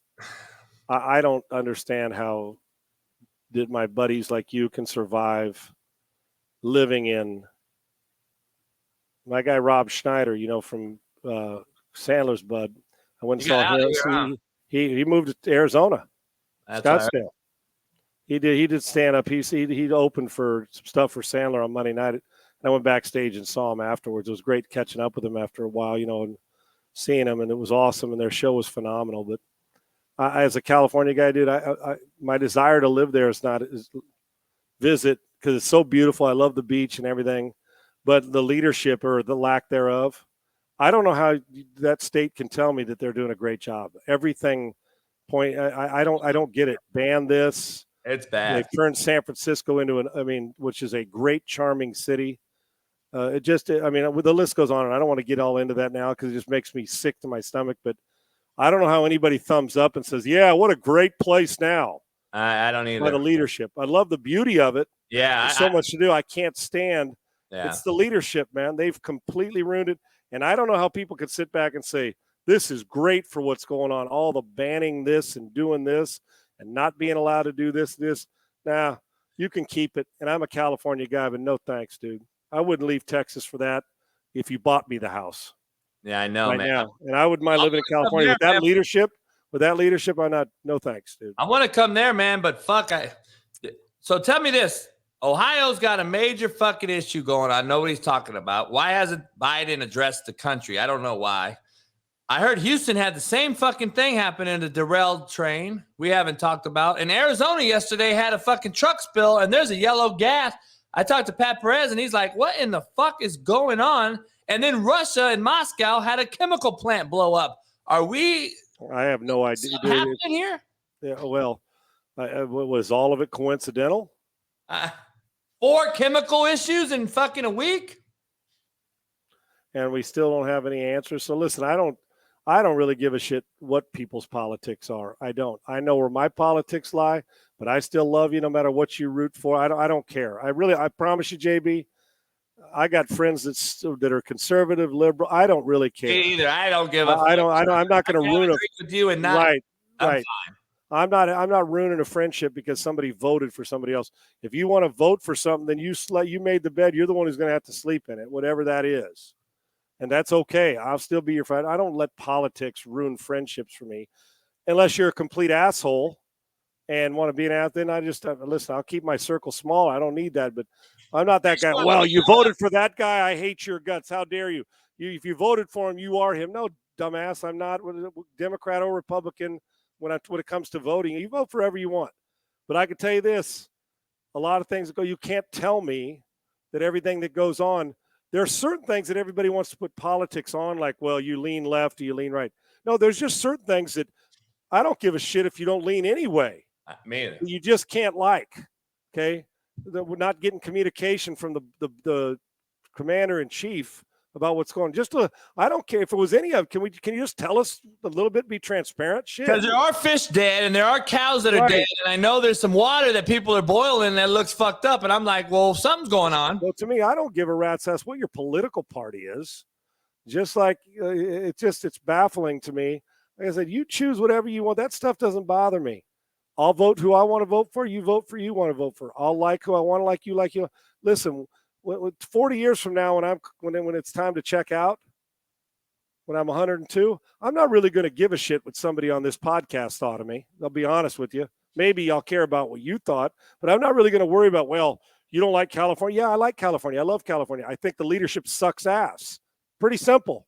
It has absolutely zero to do with politics. I know what a good leader is. Yeah. It has nothing to do with who you voted for. It just has to do with how you approach the people. And politics aren't about the people. They're full of it. Politics are about the politicians. They're not about that. That's my problem. So I don't need to get into it. I just miss the beauty of California because when you waltz in there, I assume they're going to throw something else at you that you got to do. Jump around, stand in your head, swim 3 circles with a mask on, throw up in your mouth, choke to death, and then tell everybody you're okay. I don't know. Dude, no thanks. I'm not doing it. Hey, did you open up for Sandler? Fucking Jesus Christ. No, but if I did, I'd have had him laughing. I can promise you that. Hey, I can open up for fucking Chris Tucker, Eddie Murphy, you name it. I ain't gonna bomb that bitch. I'll tell you that. Yeah. Well, what are they gonna do? Take your scholarship away? No. So like everybody, I'm just saying, everybody just live a good, happy life. Be kind to people. Be Are we kind shooting to down people. aliens or what the fuck's going on? Is that Yeah, just a turn for the Ohio thing? What's going on here? Leave people better than we found them and just start shooting aliens, man. That's the way I live. Be kind. Leave people better than you found them and shoot the aliens. I don't know. No, I don't mean illegal. See, I'm not talking about Southern, but I'm talking about the dudes that are coming out of the sky, right? That's what I'm talking about. I'm not talking about shooting. See, I don't know what you were talking about. I meant the aliens. You know how we're like, did you hear the last few days? Like, man, you got caught up, yo. I was gonna clip that bitch out and put it on ESPN. Yeah, no, I'm not talking about the illegal aliens. I'm talking about, you know, how like on making a wall out there in Houston. These politics, yeah, that's okay. You can put one up if you'd like. Especially if they're going to keep fentanyl out and keep people from coming in and killing your kids, it's okay. But I'm talking about over these talk shows I've been seeing on politics where they're talking about, man, are there aliens out there? Is there new life? Like, that's why I said, shoot the balloon, shoot the alien in the balloon. I don't know who it is. It could be my favorite Martian. I don't know who the fuck it is, but be kind to people and leave people better than you found them and leave situations better than you found them. Elroy Jetson? Yeah, could be. His boy Elroy, Jane, his wife, daughter Judy, their dog Astro. I know all that thing, right? God damn. So, nobody knows about Astro. Dude, I'm from Esco. You can do. I just care about people being kind. Leave them better than you found them. But when an alien jumps in a balloon from Russia, go ahead and shoot it out of the sky, man. That's what I'm talking about. Hey. God damn, I miss the old days, man. Yeah, well, we may have to. Have you ever seen an alien, though, flying? I've seen some alien talent that's so good you think they're from a different planet in sports. I've never seen an alien. No, me either. I've yet to see a disc-shaped object or gray or. I haven't seen the Loch Ness Monster or Bigfoot either. I want to go see the Loch Ness. Loch Ness is my most intrigued. Like, I'll watch anything on Loch Ness. Yeah. Oh, I love those. Yeah, I do. Even though we know we'll never see the body of the thing. Yeah. Like, I want to. Yeah. I love watching Bigfoot shows, Sean, and then and knowing you're never going to see the fucking thing. Like, why are we so fucking dumb when we know we're never going to see the fucking Bigfoot? But you'll watch an hour and a half of the show, won't you? Watch 2 hours of that motherfucker, and then Yeah, and all the conspiracy theories kick in now too. So yeah, dude, I'm just so easy going. I don't run I'm passionate about what we do for a living, but I don't get caught up in all people's bullshit. I'm not going to hate somebody because they like Gavin Newsom. Okay, right? Exactly. I don't care if you like Nancy Pelosi. Go have a mimosa with her. I don't really give a shit. I'm having a problem, though, if they try to ban tackle football. You know what, though? I'm going to talk to my boy and tell him. They're going to try, dude, but they're not going to get away with it. It's never going to happen. Hey, Sean, I'm going to ask him, though. Do you really care if he bans football for under 12? Because let me ask you something. You're not out there fucking banging the 12-year-olds anyway, helmet to helmet. You're teaching pussy-ass tackling any fucking way. So what does it matter? The NFL's become a pussy league. So why are we worried about 12 years old in California? You know, when I played tackle football in the park with my buddies. You know when I played my first snap of tackle football in a uniform? I played high school. I never played junior. I played flag football, Sean, and it made me a better man. I'll tell you right now. I didn't play till I was a freshman in high school. And I tell people, and I'll leave it at this so we can get out of here. I know we've kept people a long time. As I played, my junior high coach said we play flag foot. When I moved into Escondido, he said we play flag football here 11 on 11. And do you know how I learned how to read coverage? In the 7th and 8th grade. Because like in Pop Warner, an 8-year-old, these kids are so worried about who's going to get hit. You put your biggest guy at quarterback who can run. And if he drops back to pass, he's just looking to run. Or he'll throw it deep. They're afraid to get hit. They're watching the rush, right? And you do train yourself at a young age, the first 5 years of your life, to do it. I never had that training. So what did I do? When you're playing flag football, you never worry about, and I was bigger than guys, but you never think somebody's going to come hit you in the back because they can't. So what did I do? You learn how to pocket presence, how to read coverage, because you're not getting hit, so your head's always up. So the truth of the matter is, it's the principle of telling somebody your kid's not allowed to play football if you want them to. That's my problem with it. I never had my kids in Pop Warner, and I never played Pop Warner. I didn't play till I got to high school. I was a basketball and baseball guy. We've talked about that. So I think you can learn a lot of skills. Honest. I think you can learn a lot of technique and skills. And as a quarterback, it taught me great discipline, how to watch the coverage and not the pass rush. So I don't have a problem with it. I always have a problem with somebody telling me you're going to get the same shot as everybody else. Everybody's not playing football. Listen, I'm not in it to break any rules, but I also am not in it to you tell me how to raise my kid or tell me what shot I got to take because you decided that it was good for you. And in turn, now I've never heard one person apologize to the people that they ridiculed who didn't get it, right? So either way, I don't care if you get the shot or if you don't. I'm just giving you an example. Stuff never bothered me, man. I'm not going to bother anybody, so don't bother me. If you bother me, then we got a problem. Hey, I'm going to be honest. My first game in pads in high school, too, I think I threw for like 380, 5 touchdowns, and I ran for like 3 touchdowns. They couldn't tackle me. And I was fucking dropping the bomb on them motherfucker. They couldn't tackle me. And I was like, motherfuckers, you ain't ready for this. And I've never played Pop Warner. And everybody out there played Pop Warner. Right. And you were advanced ahead of them regardless. So is it going to affect the way football? No. As long as good teachers at that age, if we can find them, not just some slapdick teaching, as you'd call it, and coaching. But like I said, it's the principle of you telling a whole state that you're not allowed to play. No, we're not. That's not the way we do things. If your kid doesn't want to, how about the kids that don't want to play? Guess what you don't do? Don't play. Just don't play. But the ones that do want to play, let them play. So that's up to them. So, like I said, I just try